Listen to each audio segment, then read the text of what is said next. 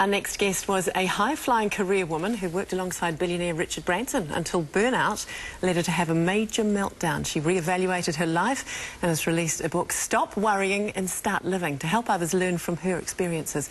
Welcome, Caroline Ravenall. Thank you. Lovely to have you here. Nice to be here. What did your role with Virgin entail? What were you doing?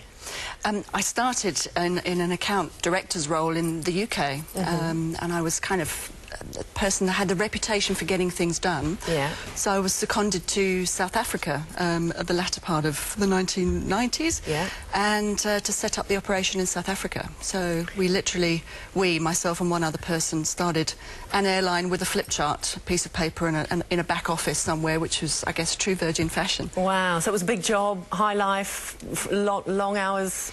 Big job, high life, long hours, but absolutely loved it. Yeah. So I think the brand that people see of Virgin is certainly what I experienced, yeah. How much contact did you have with Richard? Quite a bit, working with him in the UK, particularly with working with clients and public relations activities. What's he like?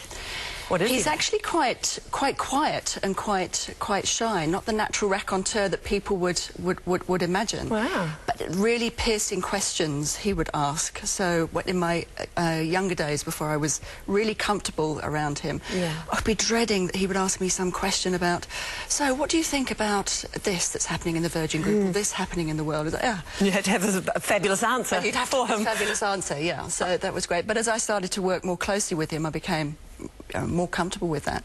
So you had this very successful job, all was going well, so you thought, until you had what you describe as this major meltdown. What happened?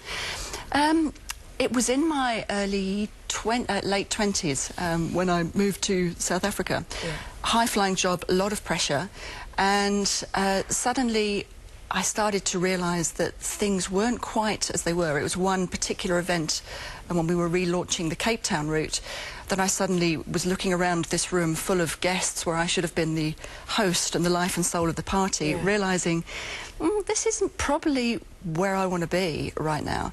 And that was quite a realisation in your mid-30s, as I was then, to suddenly go, well, this isn't working. You've got to look for something else. But prior to that, I'd been seriously depressed. At that particular point, I was really, really depressed. And I hadn't experienced that before, so it was quite a hard thing to understand what on earth was going on. So you just, you just up and left? I think I took some time out to re-evaluate, and I was on this rotating career path going around the world. The next stop was Hong Kong or Shanghai or New York, and I had some board positions offered to me in South Africa at that particular time with competing companies. And I realised that I didn't want to do any of them because I actually wasn't in the headspace to be able to do that. So I did leave at that particular point in time. And you say you used to worry a lot. What did you used to worry about? Little things, or were they big things that were worth worrying about? Constantly worrying. I had no clue at that particular point in time about how to manage myself. And also life seemed quite empty. So I was worrying, I guess, about where am I going and what am I doing and what's the point to all of this? So these were big questions that were I think I'd been asking since I was quite young, since about 13 years of age. About why am I doing all this? Where is this leading to? Because I had everything. I had the brand new Land Rover Discovery every 6 months as a company car, Richard Branson's home phone number. I was doing TV interviews and radio interviews. I was on all the A-list for all the parties that were going on in town at that living the dream. Living the dream. Yeah.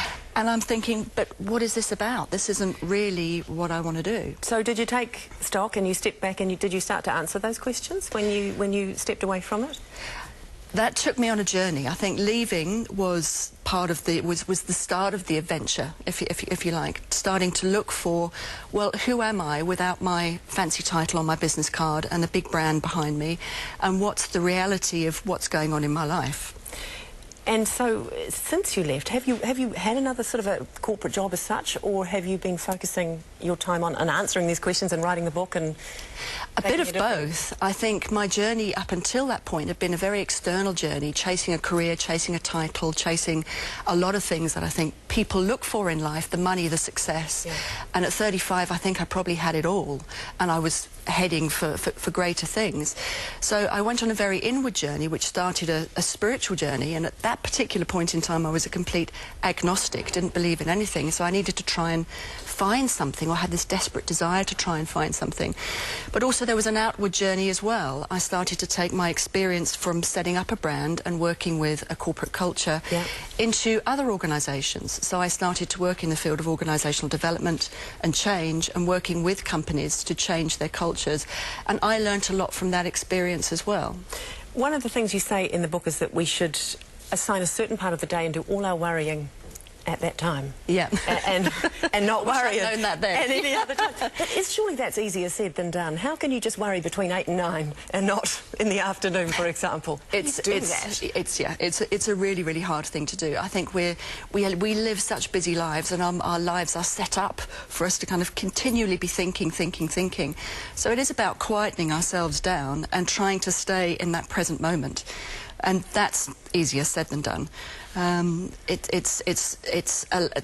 all the things we worry about probably never really happen. Yeah. And all the things we worry about that we did do are in the past, and we can't change them.